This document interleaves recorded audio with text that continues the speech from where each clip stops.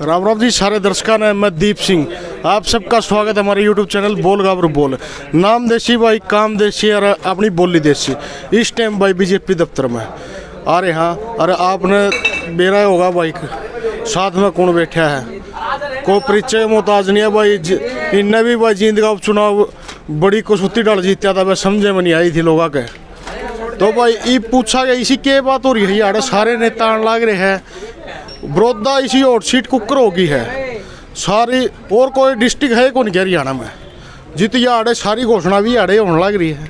तो आज भाई पूछा गया। सर नमस्कार। नमस्कार जी, नमस्कार। कैसे हो जी?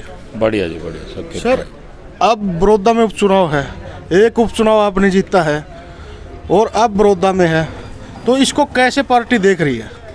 देखिए, उपचुनाव है बड़ौदा में, कृष्ण हुड्डा जी के निधन के बाद ये चुनाव आया है और पार्टी इस तरह से जीत रही है जिस प्रकार से जींद का इलेक्शन जीते हैं उसी प्रकार से हम बड़ौदा का चुनाव भी जीतेंगे। इसमें मुद्दा क्या है जी आपके पास, हम इस मुद्दे पे इलेक्शन जीतेंगे? जो विकास कार्य माननीय मनोहर लाल जी ने किए हैं इन 6 सालों में, ये सबसे बड़ा मुद्दा है।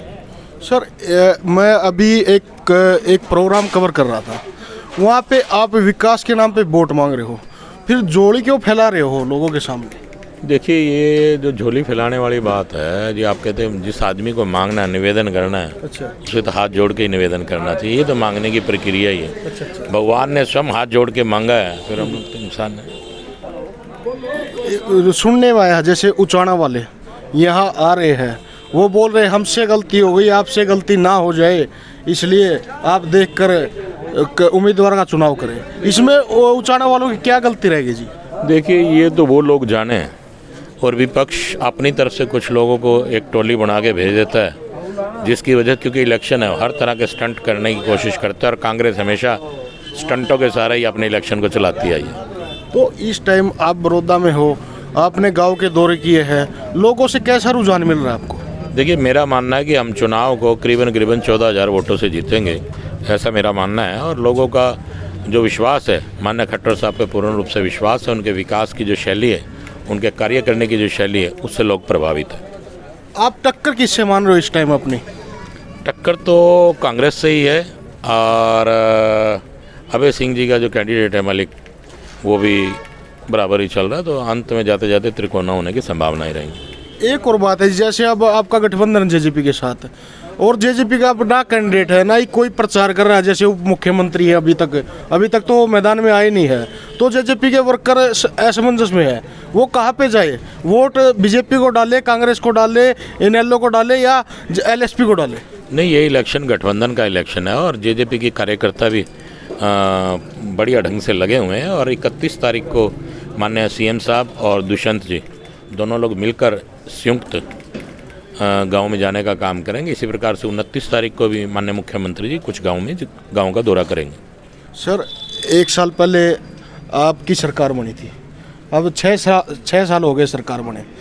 उस टाइम पे एक घोषणा जरूर हुई थी, वो आपको भी पता है, सबको पता है। उस टाइम बोला गया था हम जींद को राजधानी बना देंगे। अभी तक तो राजधानी का कोई भी दफ्तर वहाँ पे आया नहीं है। बोल रहे थे लोगों को चंडीगढ़ जाने की जरूरत नहीं है, तो इसके बारे में क्या कहना है? देखिए, माननीय मुख्यमंत्री जी ने ऐसी कोई घोषणा नहीं की कि हम जींद को किसी प्रकार की राजधानी बनाएंगे। सहयोगी पार्टी ने की थी। उन्होंने जब की तब हमारा आपस में कोई सहयोग नहीं था। अच्छा, कोई भी आदमी कोई भी वायदा करे, लेकिन जो अगर मिलकर अगर कोई वायदा किया होता तो हम उसे मानते। और जहाँ तक विकास की बात है, जींद में आप देख सकते हैं विकास अपनी गति पकड़े हुए। वो एक MBBS कॉलेज की भी घोषणा की थी, वो कब तक पूरा होगा सर? उसकी 4 दीवारी पूरी हो चुकी है और करीबन वो 450 करोड़ रुपए का था, लेकिन अब उसको 650 करोड़ रुपए की लागत से बनने की तैयारी है। एक आखिरी सवाल जी, मतलब आप और आपकी पार्टी, वो आप बोल रहे थे कॉमन मिनिमम प्रोग्राम, वो बोल रहे थे 6 महीने तक आ जाएगा। अब 1 साल हो गया, अभी तक कोई भी घोषणा नहीं हुई, उस पर कोई विचार विमर्श नहीं हुआ जी। देखिए, बीच में कोरोना जैसी महामारी आ गई, जिसकी वजह से आप जानते हैं कि पूरे देश की हालत ख़राब है। देश तो क्या, समूचा संसार इस समस्या से जूझ रहा है। और जैसे कुछ हालात ठीक होते हैं तो ये भी आ जाएगा। और आप बड़ौदा की बात कर रहे हैं कि 5 सालों में माननीय मुख्यमंत्री ने कुछ दिन पहले लगभग 300 करोड़ रुपए की राशि बड़ौदा के विकास के लिए दिए और 4 घोषणाएं भी की है। तो आप ये मान के चलिए 10 साल का समय कांग्रेस का भी रहा है तो माननीय हुड्डा साहब ने कभी भी ऐसी घोषणा या ऐसे काम बड़ौदा में नहीं किए। तो सर जैसे अब बड़ौदा में आप जीत जाते हो, मान लो आप जीत गए, तो सबसे पहले प्राथमिकता क्या रहेगी? या वो जींद जैसे जींद में घोषणाएं हुई थी वो घोषणाएं यहाँ पे तो नहीं हो रही हो? देखिए, जो घोषणाएं माननीय मुख्यमंत्री जी ने की हैं, सबसे पहले उन्हीं को अमली जामा पहनाया जाएगा।